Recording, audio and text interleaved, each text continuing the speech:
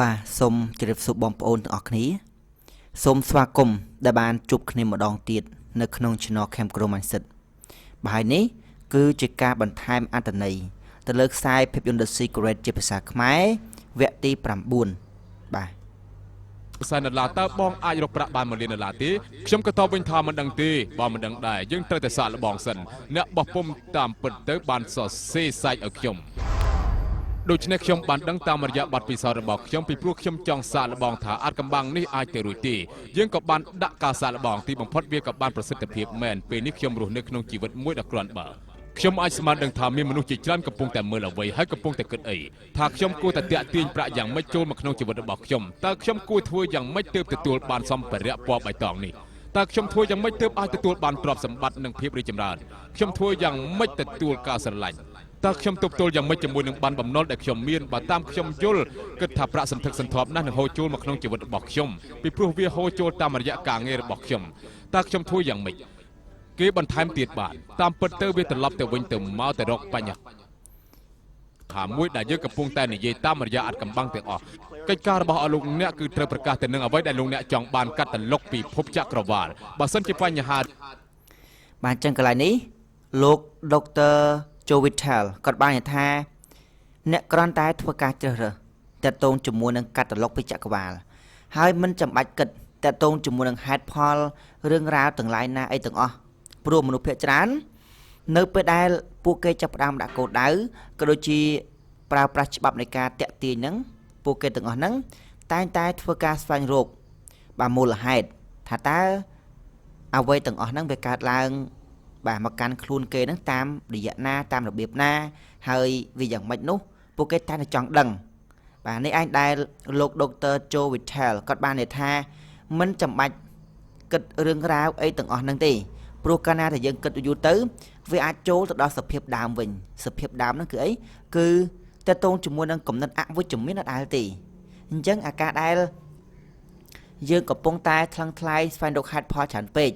អានេះមិនមែនជាគំនិតបែបវិជ្ជមានទេវាគឺជាគំនិតអវិជ្ជមាន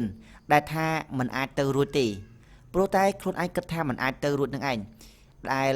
នឹងខំព្យាយាមរកហេតុផលថាតើអ្វីដែលយើងនឹងទទួលបានតាមរបៀបណាតាមវិ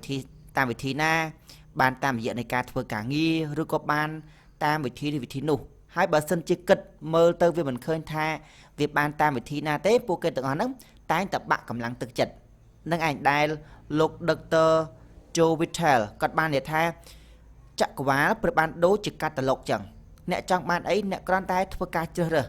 ហើយមិនចាំបាច់គិតអំពីហេតុផលអ្វីទាំងអស់បាទកន្លែងហ្នឹងណារឿងប្រាក់តើលោកអ្នកចង់បានកម្រិតណាខ្ញុំចង់បានប្រាក់$25,000ដែលជាប្រាក់ចំណូលនៅក្នុងរយៈពេល30ថ្ងៃបន្ទាប់ទោះបីជាមានអ្វីកើតឡើងក៏ដោយលោកអ្នកគួរតែជឿជាក់មនុស្សភាគច្រើនសុទ្ធតែមានបំណងចង់រួចផុតពីបំណុលវាប្រកាសជាអាចឲ្យលោកអ្នកជាប់បំណុលជារៀងរហូតមិនថាយើងគិតពីអ្វីទេយើងត្រូវតែមានការតាក់ទាញលោកអ្នកនិយាយហើយប៉ុន្តែវាអាចរួចផុតពីបំណុលបាទហើយកន្លែងនេះលោក Proctor គាត់បាននិយាយថាមនុស្សភាគច្រើនតែងតែនាំគ្នាចង់ចាក់ចេញពីបំណុលហើយបើយើងទៅកលេចមើលស្ថានភាពជាក់ស្ដែងរបស់ពួកគាត់គឺថាពួកគាត់ទាំងអស់ហ្នឹងតែងតែប្រើការគិតរបស់ពួកគាត់ក៏ដូចជាការនិយាយការចូលរួមបាទនិយាយអ្វីទាំងឡាយណាគឺតាក់ទងតែជាមួយនឹងបំណុលទេតែលោក Proctor គាត់បាននិយាយថាកាលណាយើងផ្ដោតសំខាន់ខ្លាំងពេកទៅលើអ្វីដែលយើងកំពុងតែនិយាយយើងចូលរួមទាំងអស់ហ្នឹងមានន័យថានឹងឯងគឺជាអ្វីដែលយើងកំពុងតែធ្វើការស្រូបទាញចូលមកខ្ញុំមិនខ្វល់ថាវាចេញរួចឬក៏ចូលទៅវិញទេបើលោកអ្នកគេចពីបំណុលយើងនឹងបង្ខាត់កម្មវិធីសងបំណុលដោយស្វ័យប្រវត្តិភាគច្រើនគេនិយាយជាមួយនឹងខ្ញុំថាខ្ញុំចង់បានប្រាក់ចំណូលទ្វេដងសម្រាប់ឆ្នាំក្រោយប៉ុន្តែយើងគួរតែមើលពីសកម្មភាពដែរហើយយើងគួរតែធ្វើយ៉ាងម៉េចដើម្បីធ្វើឲ្យទទួលបានប្រាក់ចំណូលដែលយើងរំពឹងទុកពួកគេបង្វិលខ្លួនជំនាញពិភពលោកធ្វើដំណើរខ្ញុំមិនអាចធ្វើបានទេបាទលោកអ្នកមានបញ្ហាយ៉ាងម៉េចដើម្បីធ្វើឲ្យទទួលបានប្រាក់ចំណូលដែលយើងរំពឹងទុកពួកគេបង្វិលខ្លួនជំនាញពិភពលោកធ្វើដំណើរខ្ញុំមិនអាចធ្វើបានទេ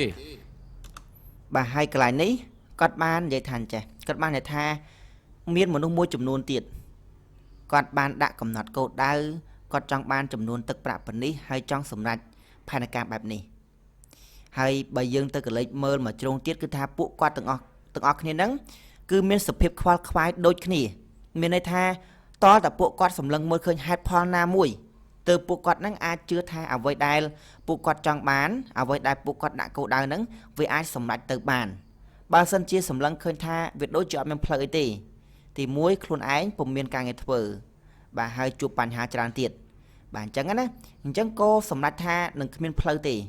នេះឯងដែលជាគំនិតមួយទៅរារាំងបាទទៅរារាំងតទៅជាមួយនឹងភាពមានស្រុកស្ដំតាមពិតទៅចក្រវាលពុំបានលាក់បាំងអ្វីជាមួយនឹងអ្នកនោះទេដោយឡែកអ្នកបានលាក់បាំងជាមួយនឹងភាពមានស្រុកស្ដំទាំងឡាយទាំងអស់នោះគឺដោយតាមរយៈនៃគំនិតអវិជ្ជមានរបស់អ្នកដែលអ្នកនឹងបានទៅហុំព័ទ្ធបានទៅទប់ស្កាត់វាប្រុងទៅចូលមកទេប៉ុន្តែយើងខ្លួនឯងនឹងឯងដែលជាអ្នកបាទចេះតែរៀបចំចាត់ចែងខុសរបៀបទាំងតែខ្លួនឯងនឹងមានគំនិតអវិជ្ជមានបាទកន្លែងហ្នឹងក៏ចង់មានថាចឹងបើលោកអ្នកមានបញ្ហាដោយសារតែអត់មានប្រាក់គ្រប់គ្រាន់លោកអ្នកគួរតែសកម្មចំពោះខ្លួនឯងឡើងឬក៏បន្តសកម្មចំពោះគំនិតរបស់ខ្លួន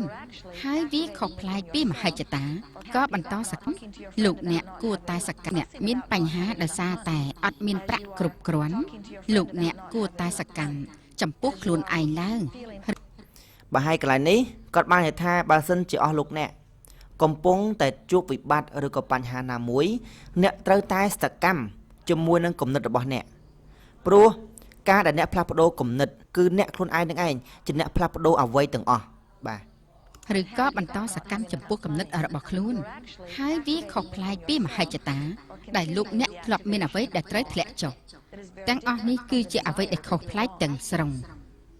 លោកអ្នកមិនត្រូវចេះតែចង់បានប្រាក់ដោយខ្លួនឯងមិនបានប្រឹងឲ្យបានគ្រប់គ្រាន់នោះទេដែលត្រូវធ្លាក់ចុះទាំងអស់នេះគឺជាអ្វីដែលខុសប្លែកទាំងស្រុងលោកអ្នកមិនត្រូវចេះតែចង់បានប្រាក់ដោយខ្លួនឯងមិនបានប្រឹងឲ្យបានគ្រប់គ្រាន់នោះបាទកន្លែងនេះគាត់ចង់មានន័យថាលោកអ្នកខ្លះចេះតែចង់បាទចង់គ្រប់តែរឿងតែបើយើងទៅមើលអាការចង់ផងគាត់ហ្នឹងមិនមែនជាការចង់បែបវិជ្ជមានទេគឺជាការចង់បែបអវិជ្ជមានបាទគ្រាន់តែចង់នេះចង់នោះអីចឹងទៅប៉ុន្តែការដែលយើងចង់បែបវិជ្ជមានគឺជាការសកម្មជាមួយនឹងការគិតផងយើងអញ្ចឹងការចង់បែបវិជ្ជមានគេចង់ដែរតែអ្វីដែលគេត្រូវផ្ដោតសំខាន់គឺគេធ្វើការត្រួតពិនិត្យទៅលើការគិតផងគេបើសិនជាថ្ងៃណាគេមានអារម្មណ៍អត់ល្អមានន័យថានោះគឺគេដើរខុសគោលដៅហើយបើសិនជាថ្ងៃណាវិញដែលគេមានអារម្មណ៍ល្អនោះគឺមានថាគេបានដើរស្របទៅតាមបំណងប្រាថ្នារបស់គេហើយអញ្ចឹងកន្លែងនេះក៏ចង់និយាយថាសូមឲ្យអ្នកនឹងសកម្មទៅលើការត្រួតពិនិត្យរវាងគំនិតរបស់អ្នកទេនៅពេលដែលខ្ញុំយល់ពីអត្ថកម្បាំងលើកដំបូងខ្ញុំទទួលបានវិក័យប័ត្ររាល់ថ្ងៃមានពេលខ្លះខ្ញុំទទួលតាមរយៈអ៊ីមែលហើយខ្ញុំគិតថានេះគឺជាអ្វីដែលខ្ញុំត្រូវតែធ្វើការផ្លាស់ប្ដូរទើបបានច្បាប់នៃការតាក់ទាញបានពោលថាយើងផ្ដោតទៅលើអ្វីនោះយើងនឹងទទួលបានផលនោះដូច្នេះខ្ញុំទទួលបានលិខិតពីធនាគារខ្ញុំបានលុបតួលេខហើយបន្ថែមតួលេខថ្មីខ្ញុំបានសរសេរលេខពិតប្រាកដខ្ញុំបានរងចាំដេកនៅក្នុងធនាគារដូច្នេះខ្ញុំបានឃើញសាច់អ្វីខ្លះតាមរយៈអ៊ីមែលបាទហើយកន្លែងនេះលោកដេវីតគាត់បាននិយាយថាបើជ្រុលតែគាត់នឹងจะពាក់លុយធនាគារទៅហើយ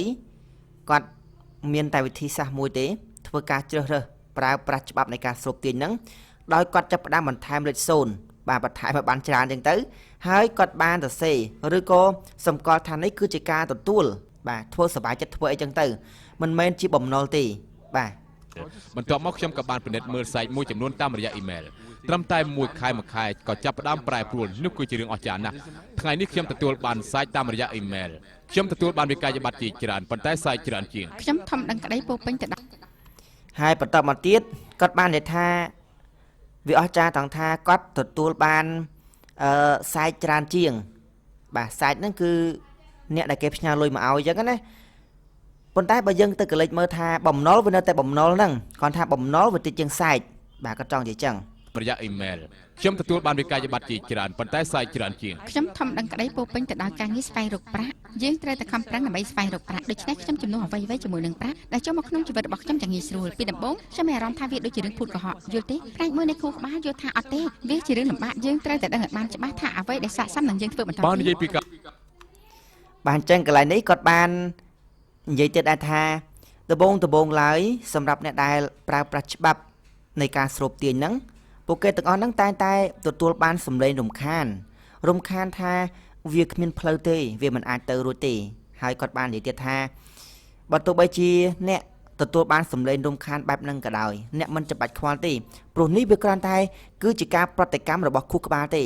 ខួរក្បាលរបស់អ្នកវាបានទទួលទិន្នន័យដែលវាផ្សេងជាមួយនឹងថាយើងនឹងមិនអាចទៅរួចទេដល់ពេលយើងដូរទៅថាវាទៅរួចវិញអញ្ចឹងវាខុសជាមួយនឹងជំនឿអញ្ចឹងគាត់បាននិយាយថាដំបងឡើយបើទោះបីជាយើងទទួលបានសម្លេងរំខានក៏ពិតមែនតែមិនចាំបាច់ខ្វល់ទេយើងគ្រាន់តែប្រាប់ខ្លួនឯងបាទម្ដងហើយម្ដងទៀតបើសិនជាអាចយើងធ្វើការកត់តេតូនជាមួយនឹងបាទគោលដៅក៏ដូចជាការសម្រេចណាមួយនៅក្នុងกระดาษហើយយើងធ្វើការអានចុះអានឡើងអានរហូតតតែយើងមានសភាពថ្នឹកជាមួយនឹងវាដោយពុំមានសម្លេងរំខានទៀតនោះទេបើទោះបីជាយើងមិនតាន់បានសម្រេចបាទគោលដៅទៅជាដុំកពួនអីប៉ុន្តែគ្រាន់តែយើងឃើញអាกระดาษហ្នឹងយើងគ្រាន់តែមានអារម្មណ៍ល្អបាទក៏ចង់និយាយចឹងបានយល់ថាអត់ទេវាជារឿងលំបាកយើងត្រូវតែដឹងឲ្យបានច្បាស់ថាអ្វីដែលស័ក្តិសមនឹងយើងធ្វើបន្តបាននិយាយពីការរកទ្រព្យសម្បត្តិគឺជាតួអង្គសំខាន់វាគឺជាអ្វីដែលលោកអ្នកត្រូវតែគិតខ្ញុំចង់និយាយ80%នៃកិច្ចការដែលខ្ញុំធ្វើភាគច្រើនគឺជាមួយចាស់តាក់ទងទៅនឹងជំងឺផ្លូវចិត្តទៅតាមអ្វីដែលគេគិតខ្ញុំដឹងអ្នកណាដែលនិយាយថាលោកអ្នកអាចធ្វើបានចំណែកខ្ញុំមិនអាចទេមនុស្សគ្រប់រូបសុទ្ធតែមានសមត្ថភាពដើម្បីផ្លាស់ប្ដូរវិធីសាស្ត្ររបស់ខ្លួនទាំងតំណែងផ្ទៃក្នុងនិងការសន្ទនាពីរឿងប្រាក់